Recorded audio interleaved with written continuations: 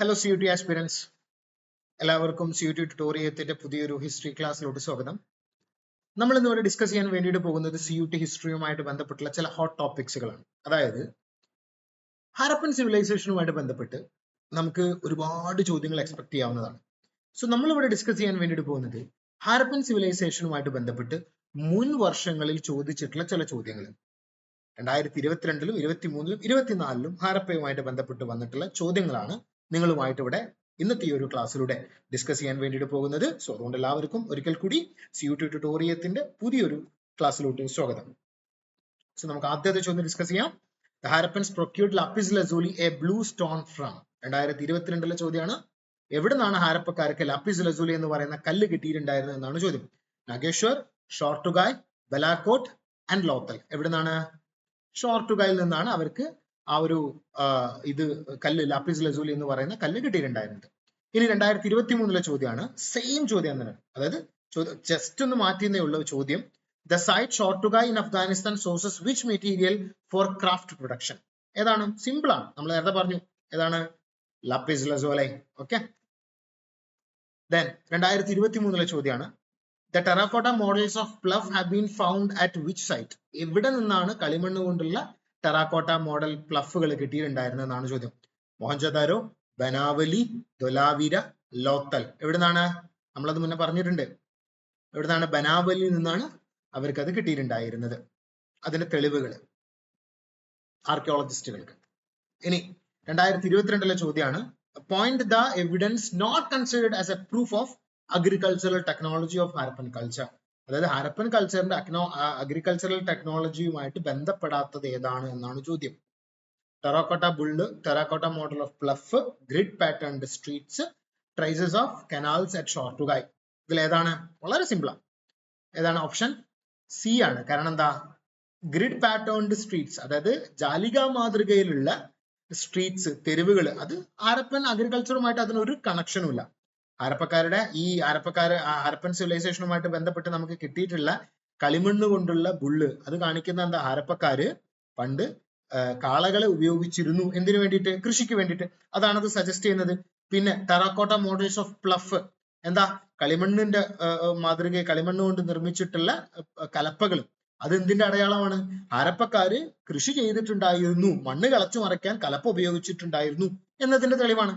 പിന്നെ കനാലുകളോ, traces of canal, അത് ഏതിന്റെ എവിഡൻസ് ആണ്? ഹാരപ്പക്കാര് ജലസേചനത്തിന് വേണ്ടിയിട്ട് കനാലുകൾ ഉപയോഗിച്ചിരുന്നു എന്നുള്ളതിന്റെ തെളിവ് കൂടെയാണ്. അത് മനസ്സിലാക്കുക. അപ്പോൾ ഇവിടെ നിങ്ങൾക്ക് ഓർത്തിരിക്കേണ്ട ഒരു കാര്യം, അടുത്ത എക്സാമിന് നമുക്ക് ഈ ഒരു ചോദ്യം വരും. കനാലുകൾ, ട്രേസസ് ഓഫ് കനാൽസ് എവിടെ നിന്നാണ് കിട്ടിയിട്ടുണ്ടായിരുന്നത് എന്നുള്ള ഒരു ചോദ്യം നമുക്ക് പ്രതീക്ഷിക്കാം. അപ്പോ അത് നിങ്ങൾ ഓർത്തു വെക്കുക. എവിടെ നിന്നാണ് നമുക്ക് കിട്ടിയിട്ടുണ്ടായിരുന്നത്? ഷോർട്ടുഗായിൽ നിന്നാണ് കിട്ടിയിട്ടുണ്ടായിരുന്നത്. ഇനി ഒരു മാച്ച് ദ ഫോളോയിങ് ആണ്. വളരെ സിമ്പിൾ ആയിട്ടുള്ള ഒരു മാച്ച് ദ ഫോളോയിങ് ആണ്. ടെറാക്കോട്ട മോഡൽസ് ഓഫ് പ്ലഫ് എവിടെ നിന്നാണ് കിട്ടിയിട്ടുണ്ടായിരുന്നത്? വളരെ വളരെ സിമ്പിൾ ആണ്, നമുക്കതറിയാം. എവിടെ നിന്നാണ്? ചോളിസ്ഥാനിൽ നിന്നും ബനാവലിയിൽ നിന്നുമാണ് നമുക്ക് കളിമണ്ണ് കൊണ്ടുള്ള കലപ്പകളുടെ മോഡൽ നമുക്ക് കിട്ടിയിട്ടുണ്ടായിരുന്നത്. പിന്നെ പ്ലഫ്ഡ് ഫീൽഡ്, ഉഴുതുമറിച്ച നിലം, എവിടുന്നാണ്? കാളിബംഗനിൽ നിന്നാണ്.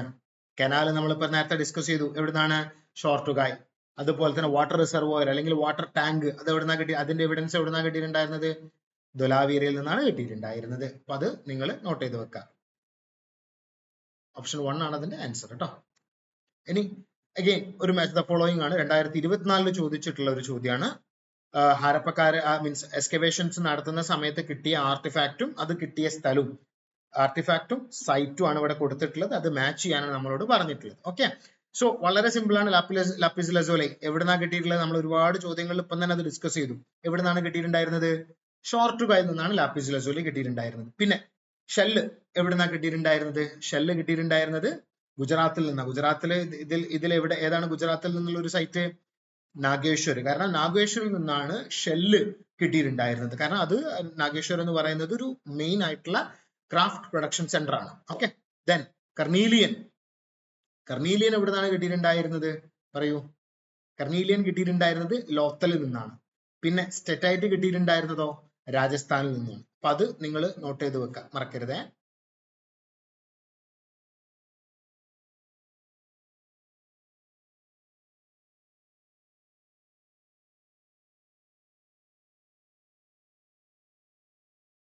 ഇനി ഒരു സ്റ്റേറ്റ്മെന്റ് ടൈപ്പ് ചോദ്യമാണ്.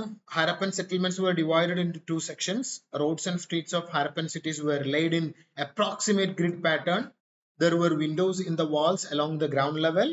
The Great Bath was a large square tank in Mohenjo-daro, and drainage systems were small and not planned. ഏതാണ് ഇതിന്റെ കറക്റ്റ് ആയിട്ടുള്ള ഉത്തരം? ഏതാണ്?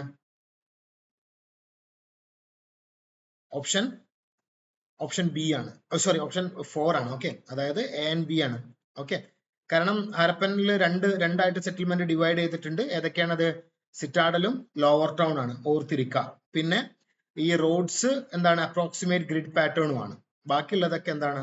റോങ് ആയിട്ടുള്ള ആൻസേഴ്സ് ആണ്. ഓക്കെ, അപ്പോൾ ഇത് തെറ്റാണ്. കാരണം ഗ്രൗണ്ട് ലെവലിന്, അതായത് ഗ്രൗണ്ട് ലെവലിന് നേരെയാണ് വിൻഡോസ് ഉണ്ടായിരുന്നതെന്നാണ് ചോദ്യം. അല്ല, ഗ്രൗണ്ട് ലെവലിനും എബോവ് ആണ്. അതായത് നോക്കിയ വീടിന്റെ ഉള്ളിലോട്ട് കാണാത്ത വിധമായിരുന്നു അവര് ആരപ്പക്കാര് ജനവാതിലുകൾ വെച്ചിട്ടുണ്ടായിരുന്നത്. കാരണം അവർ പ്രൈവസിക്ക് വലിയ ഇമ്പോർട്ടൻസ് കൊടുത്തിട്ടുണ്ടായിരുന്ന ആൾക്കാരാണ്. പിന്നെ ഇതിൽ option D, great bath was a large square tank. ഞാൻ നിങ്ങളോട് പറഞ്ഞിട്ടുണ്ട്, ഈ സ്റ്റേറ്റ്മെന്റ് ടൈപ്പ് ചോദ്യങ്ങൾ നിങ്ങൾ നന്നായിട്ട് വായിക്കേണ്ടതുണ്ട്. Great bath was a large square tank എന്നാ പറഞ്ഞിട്ടുള്ളത്. സ്ക്വയർ അല്ല, റെക്ടാങ്കിൾ ആണ്. ബാക്കിയുള്ളതൊക്കെ കറക്റ്റ് ആണ്. മോഹൻജോദാരോ എന്നാണ് കിട്ടിയിട്ടുണ്ടായിരുന്നത്. പക്ഷേ സ്ക്വയർ അല്ല, എന്താണ്? റെക്ടാങ്കുലർ ആണ് ഷേപ്പ്. അത് ഓർത്തിരിക്കാം. പിന്നെ ഡ്രെയിനേജ് സിസ്റ്റം വേർ സ്മോൾ. അല്ല, ഭയങ്കര എലാബറേറ്റ് ആയിട്ടുള്ള ബിഗ് ആയിട്ടുള്ള ഡ്രെയിനേജ് സിസ്റ്റം ആണ് ആരപ്പക്കാര് മെയിൻറ്റെയിൻ ചെയ്തിട്ടുണ്ടായിരുന്നത്. അത് നോട്ട് പ്ലാൻഡ് അല്ല, പ്ലാൻഡ് ആയിരുന്നു. പ്ലാൻ ചെയ്ത് ഉണ്ടാക്കിയിട്ടുള്ളതാണ് അത്. ഓക്കെ, ഇനിയൊക്കെ മാച്ച് ദ ഫോളോയിങ് ആണ്. 2023 ചോദിച്ചിട്ടുള്ളതാണ്. ടെക്സ്റ്റ് ബുക്കിൽ ഇതിന്റെ ഒക്കെ ആൻസേഴ്സ് കൊടുത്തിട്ടുണ്ട്. കാരണം ടെക്സ്റ്റ് ബുക്കിൽ ഓരോ കോളത്തിൽ ഓരോ ആളുകളുടെ പേരുകളുണ്ട്. നിങ്ങൾ ഹാരപ്പക്കാരുടെ ആ ഒരു ഹാരപ്പൻ ചാപ്റ്റർ നിങ്ങൾ നോക്കിക്കഴിഞ്ഞാൽ നിങ്ങൾക്ക് അതിൽ കാണാൻ കഴിയും. അതിന്റെ ഏറ്റവും ലാസ്റ്റിൽ ഈ റൈമണ്ട് ആൻഡ് ബ്രിഡ്ജ് അൽച്ചിന്റെ ഒക്കെ ബുക്കുകളുടെ പേരുകൾ കൊടുത്തിട്ടുണ്ട്. വീലറുടെയും ജോൺ മാർഷലിന്റെ ഒക്കെ ബുക്കുകളുടെ പേരുകൾ കൊടുത്തിട്ടുണ്ട്. അപ്പോൾ നിങ്ങൾ എന്താക്കണം? ടെക്സ്റ്റ് ബുക്ക് നന്നായിട്ട് വായിക്കേണ്ടതുണ്ട്. ഓക്കെ, സോ നമുക്ക് അതൊന്ന് ചെയ്യാം. ഏതാണ്? Option A, Raymond and Bridget Allchin. അദ്ദേഹത്തിന്റെ ബുക്ക് ഏതാണ്? അദ്ദേഹം എഴുതിയിട്ടുള്ള ബുക്കാണ് ഒറിജിൻസ് ഓഫ് എ സിവിലൈസേഷൻ എന്ന് പറയുന്ന ബുക്കാണ് അദ്ദേഹം എഴുതിയിട്ടുണ്ടായിരുന്നത്. പിന്നെ വളരെ സിമ്പിൾ ആണ് ഇതിൽ നാലാമത്തത് ഡി, അതായത് ജോർജ് എഫ് ഡെയ്ല്. അദ്ദേഹം എഴുതിയിട്ടുള്ള ബുക്ക് ഏതാണ്? മിത്തിക്കൽ, അദ്ദേഹത്തിന്റെ ആർട്ടിക്കിൾ ആണത്. മിത്തിക്കൽ മെസാക്കർ അറ്റ് ഹാരപ്പ എന്ന് പറയുന്നത് അദ്ദേഹത്തിന്റെ ഫേമസ് ആയിട്ടുള്ള ആർട്ടിക്കിൾ ആണ്. അത് പ്രത്യേകം നോട്ട് ചെയ്ത് വെക്കുക. അതുപോലെ തന്നെ മോർട്ടിമർ വീലറുടെ ബുക്ക് ഏതാണ്? മോർട്ടിമർ വീലറുടെ ബുക്ക് മൂന്നാമത്തതാണ്, ഹാരപ്പ 1946.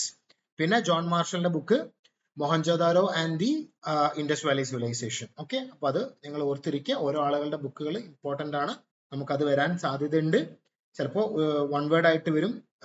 ജോൺ മാർഷലിന്റെ ബുക്കിന്റെ പേര് ഇത്, അല്ലെങ്കിൽ ഇന്ന ബുക്ക് എഴുതിയത് ആരാണ് എന്ന് നമുക്ക് വരാൻ സാധ്യതയുണ്ട്. അത് പ്രത്യേകം നോട്ട് ചെയ്ത് വെക്കാം. പിന്നെ അടുത്തൊരു ചോദ്യം 2023 ചോദ്യമാണ്.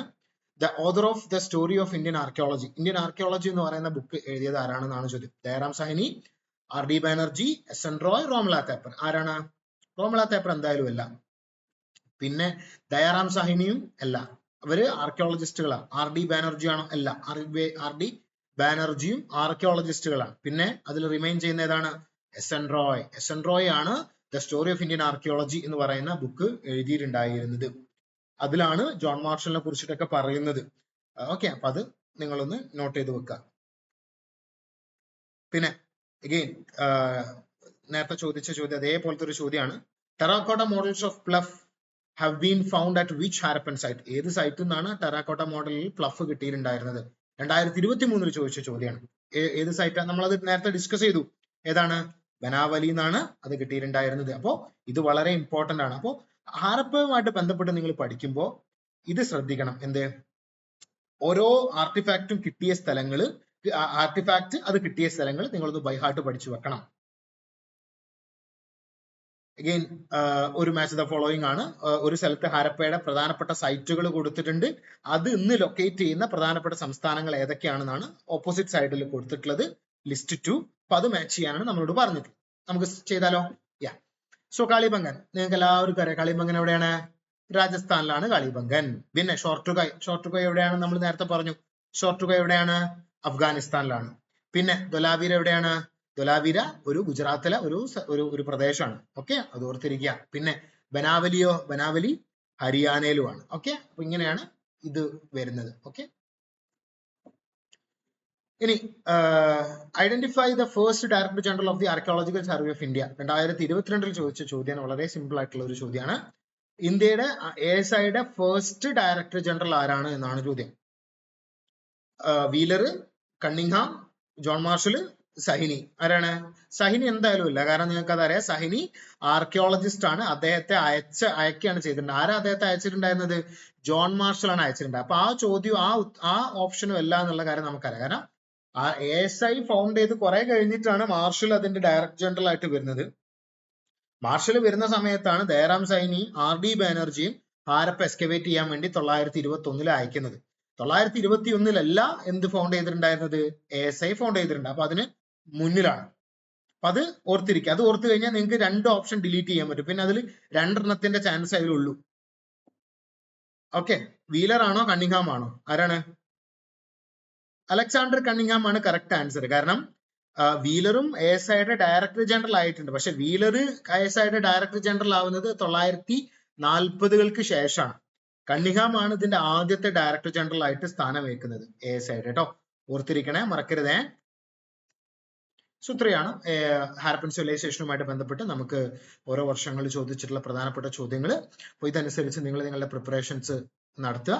CUT ട്യൂട്ടോറിയൽ ഉണ്ട് നിങ്ങളുടെ കൂടെ. Thank you.